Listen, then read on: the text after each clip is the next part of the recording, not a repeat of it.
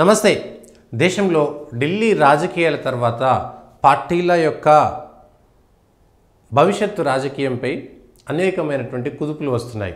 Bharatiya Janata party ఏమో గెలిచినటువంటి జోష్లో ఉంటే అరవింద్ కేజ్రీవాల్ నేతృత్వంలో ఉన్నటువంటి ఆమ్ ఆద్మీ పార్టీ కొంత లోతుగా చర్చించుకునేటువంటి ప్రయత్నం చేస్తున్నారు. ఇక మిగిలింది కాంగ్రెస్ పార్టీ సాధారణ ఎన్నికల్లో లోక్సభ ఎన్నికల్లో 99 స్థానాలు గెలిచిన వెంటనే దేశంలో ఇక కాంగ్రెస్కు తిరుగులేదు, రాహుల్ గాంధీ నాయకత్వానికి తిరుగులేదు అనుకున్నటువంటి సందర్భం నుంచి ఆ తర్వాత జరిగినటువంటి ఎన్నికల్లో హర్యానాలో భారతీయ జనతా పార్టీ గెలిచింది, మహారాష్ట్రలో భారతీయ జనతా పార్టీ గెలిచింది, ఢిల్లీలో కూడా భారతీయ జనతా పార్టీ 27 సంవత్సరాల తర్వాత గెలవగలిగింది. జమ్మూ కాశ్మీర్లో ఇండీ కూటమిలో ఉన్నటువంటి నేషనల్ కాన్ఫరెన్స్కి సంబంధించినటువంటి పార్టీ అధికారంలోకి వచ్చినా అది కాంగ్రెస్కు పెద్దగా ఒరిగింది ఏమీ లేదు. అక్కడ ఎమ్మెల్యే స్థానాలు సరిగా రాలేదు. పార్టీ యొక్క పర్ఫార్మెన్స్ చాలా పూర్గా ఉంది.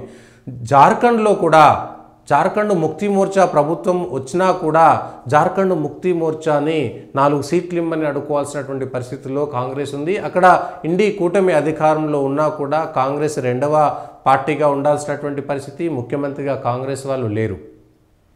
దేశవ్యాప్తంగా ఇప్పుడు కేవలం 3 రాష్ట్రాల్లో మాత్రమే ముఖ్యమంత్రులు ఉన్నారు. అక్కడ కూడా మూలిగి అంతర్గతమైనటువంటి కలహాలు, అభివృద్ధి లేకపోవడము, ప్రజల్లో తీవ్రమైనటువంటి వ్యతిరేకత కలిగినటువంటి ప్రభుత్వాలుగా ఉండిపోవాల్సినటువంటి పరిస్థితి ఉన్న నేపథ్యంలో ఢిల్లీ ఎన్నికల తర్వాత కాంగ్రెస్ పార్టీకి సంబంధించినటువంటి నాయకత్వ మార్పు, ఎందుకంటే ఏఐసిసి ప్రెసిడెంట్గా రాహుల్ గాంధీ తప్పుకున్న తర్వాత దళిత నాయకుడిగా ఉన్నటువంటి సీనియర్ నాయకుడిగా ఉన్నటువంటి దక్షిణ భారతదేశంలో ఉన్నటువంటి రాష్ట్రానికి సంబంధించినటువంటి వ్యక్తికి ఇచ్చామని చెప్పుకునేటువంటి ప్రయత్నం చేసినా అది పెద్దగా ప్రజల్లో సఫలం కాలేకుండా పోయింది. మల్లికార్జున ఖర్గే అధ్యక్షుడు అయినా సరే అది పెద్దగా ప్రభావవంతమైనటువంటి నిర్ణయం కాదు, కేవలం వాళ్ళ చేతుల్లో ఉండేటువంటి కీలుబొమ్మ అనేటువంటి విషయం స్పష్టంగా అర్థమైపోయింది. అయితే ఏం చేసినా కాంగ్రెస్ పార్టీకి గాంధీ కుటుంబం తప్ప మరొకరు దిక్కు కాదు. అంతకంటే పెద్ద స్థాయి నాయకులు కూడా ఎవరు లేరు, నిలబడగలేరు. ఏ నిర్ణయం తీసుకోవాలన్నా సోనియా గాంధీ, రాహుల్ గాంధీ, ఇప్పుడు ప్రియాంక వాద్రా వచ్చిన తర్వాత ఎవరు నిర్ణయం తీసుకోవాలి ఏంటి అనేటువంటి అంశంపైనే పూర్తిగా ప్రజలందరికీ తెలుసు. కాంగ్రెస్లో ఏ నిర్ణయం తీసుకున్నా కూడా వీళ్ళు ముగ్గురు మాత్రమే ఫైనల్ అథారిటీ అనేటువంటి విషయం స్పష్టంగా ఉంది. కొందరు సోనియా గాంధీకి మచ్చికగా ఉండి సోనియా గాంధీ వర్గంగా ఉంటే కొంత రాహుల్ గాంధీ వైపు మరికొందరు ఉన్నారు. ఇప్పుడు కొత్తగా రాజకీయాల్లోకి వచ్చిన చాలా సంవత్సరాల తర్వాత సరే ఎంపీగా గెలిచిన తర్వాత పూర్తి స్థాయి క్రియాశీల రాజకీయాల్లో ఉన్నటువంటి ప్రియాంక వాద్రా వైపు మరికొంతమంది వెళ్తున్నారు. సో ఇప్పుడు ప్రధాన ప్రతిపక్ష నాయకుడిగా ఉన్నటువంటి రాహుల్ గాంధీ ఎట్లాగూ ఏఐసిసి అధ్యక్షుడిగా ఉండలేరు అనేటువంటి విషయాన్ని చెప్పినా ఆయనే నిర్ణయాత్మకమైనటువంటి శక్తి నాయకుడు అయినా సరే అక్కడ అధ్యక్ష పదవిలో మరొకరిని పెట్టాలి. మల్లికార్జున ఖర్గే ఇప్పుడు దళిత కార్డ్ అయిపోయింది, వాడుకున్న పెద్దగా ఉపయోగం లేకుండా పోతున్నది అనేటువంటి విషయం స్పష్టంగా తెలుసు. కాబట్టి మహిళ ఇందిరాగాంధీ రూపంలో ఉన్నారు, ఆ తర్వాత వారసత్వంలో ఉన్నారు. కాబట్టి ఇప్పుడు ఎంపీగా గెలిచారు. కొద్దిగా మహిళా సెంటిమెంట్ను దేశవ్యాప్తంగా చెప్పేటువంటి ప్రయత్నం కోసం కాంగ్రెస్ పార్టీ నాయకత్వ మార్పు కోసం రాహుల్ గాంధీ ఎట్లాగూ దేశంలో ప్రధాన ప్రతిపక్ష నాయకుడిగా ఉన్నాడు కాబట్టి పార్లమెంట్లో ఆయన రోల్ అట్లాగే ఉంటుంది. కాంగ్రెస్లో కూడా సిడబ్ల్యూసీ మెంబరు, కీలకమైనటువంటి నాయకుడు సోనియా గాంధీ కూడా పూర్తిస్థాయి నిర్ణయాత్మకంగా ఉండలేకపోతున్నారు. ఆరోగ్యపరంగా, వయస్సు రీత్యా అనేక కారణాల చేత సోనియా గాంధీ పూర్తిస్థాయి నిర్ణయాలు తీసుకోలేకపోతున్నారు.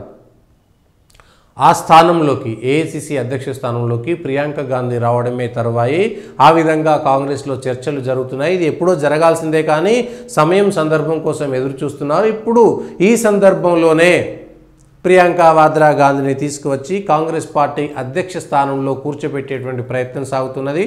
రాహుల్ గాంధీకి అవమానం ఎక్కడా జరగదు.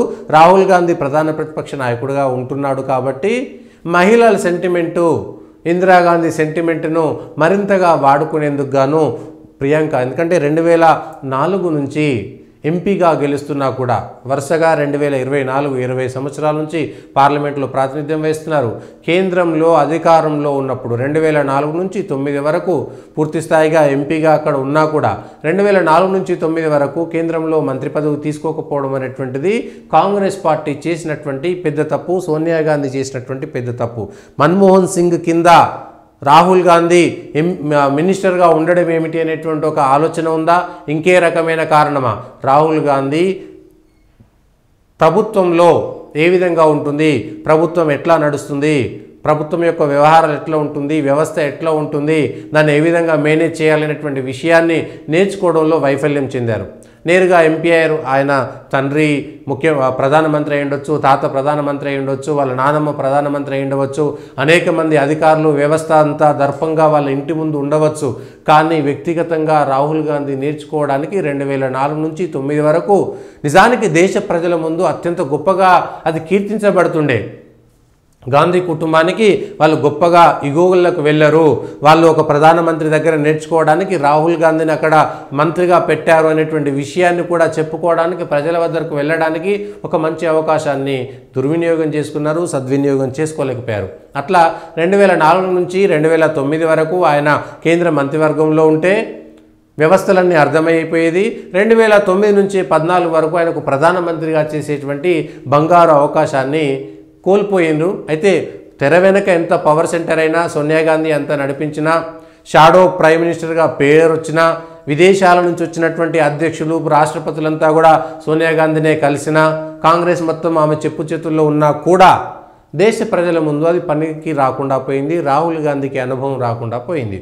ఆ తర్వాత 2014 నుంచి ఇప్పటిదాకా ఇక చావు తప్పు కన్ను లొట్టపోయినట్టుగా కాంగ్రెస్ పరిస్థితికి కారణమైపోయింది.